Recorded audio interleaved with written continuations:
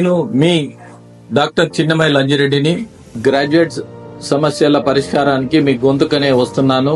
మీ మద్దతు నాకు అందించి నా అభ్యర్థిత్వాన్ని బలపరిచి మొదటి ప్రాధాన్యత ఓటు వేసి గెలిపించాలని ప్రార్థిస్తున్నాను. భారత్ మాతాకి జై. ఇప్పుడు పెట్టుబడుల విషయంలో రేవంత్ రెడ్డి గారు సాధించింది ఏంటి అనేది చాలా మంది మాట్లాడుతూ ఉన్నారు. సో 1,79,000 రూపాయల 1,79,000 కోట్ల రూపాయల పెట్టుబడులు మన తెలంగాణకు వచ్చాయి. ఎంఓయూలు అయిపోయినాయి, ఇక ప్రారంభించడమే అని అంటున్నారు. ఇదంతా కూడా అభూత కల్పన, ఇదంతా షో పుట్టప్ తప్పితే పెద్ద ఒరిగింది ఏమీ లేదని చెప్పేసి బీఆర్ఎస్ మాట్లాడుతుంది. ఏదేమన్నా సార్, డెఫినెట్గా 1,79,000 రాకుండా 4th సిటీ వచ్చిన తర్వాత నాట్ ఓన్లీ దావోస్ కాదు, చాలా మంది ఏదైతుందో ల్యాండ్ ఫార్మక్ మిల్ డెఫినెట్గా ఏదైతుందో 4th సిటీ అనేది is a very good plan.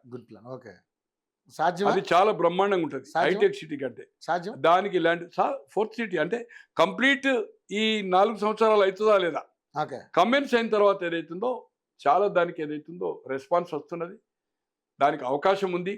తర్వాత దానికి తగ్గట్టుగా ఏదైతుందో ఈరోజు మెట్రో ఇప్పుడు అప్ టు ఏదైతుందో మీకు పటాన్చేరు కానీ, ఇటు ఏదైతుందో షామీర్పేట కానీ, ఇటు ఎయిర్పోర్ట్ కానీ, ఏదైతుందో రోడ్ కమ్ రైల్ ఇప్పుడు ఈ మా కరీంనగర్కి ఏదైతుందో కింద అది ఉంటుంది, మీద మెట్రో ఉంటుంది.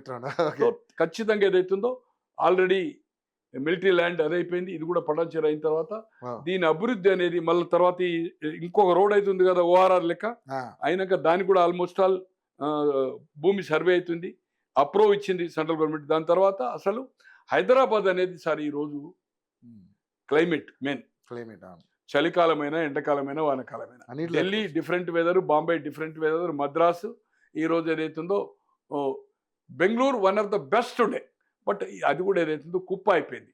ఈరోజు one of the best city in the country of India ఏదైతుందో హైదరాబాద్కు మంచి ఫ్యూచర్ ఉంది.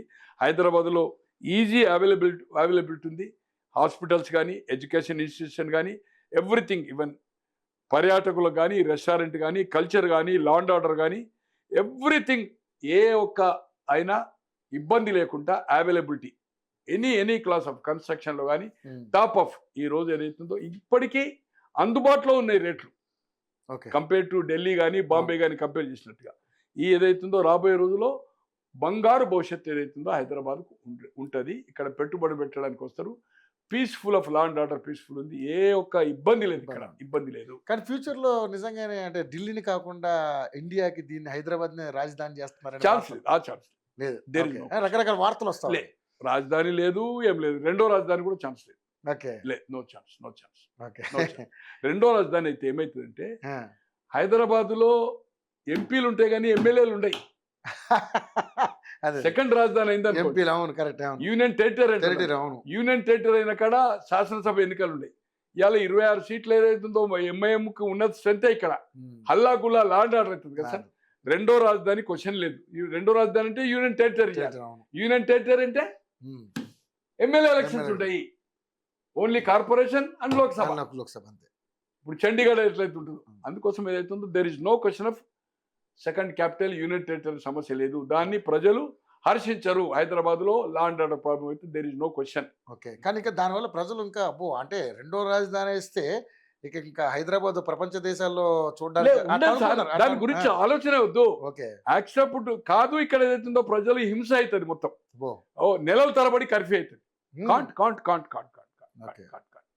యూనియన్ టెరిటరీ అనేది క్వశ్చన్ లేదు.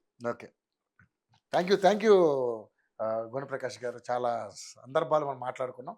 మరిన్ని అప్డేట్స్తో మళ్ళీ కలుసుకుంటాం sir. Thank you so much. ఇదండి గుణప్రకాష్ గారు చెప్పినటువంటి తన అభిప్రాయం. సో చూద్దాం మా ఫర్దర్ అప్డేట్స్ మీద మళ్ళీ ఒకసారి ఆయన సంప్రదిద్దాం. అంటే దాన్ని కీప్ వాచింగ్ యూఐటీవీ ఛానల్.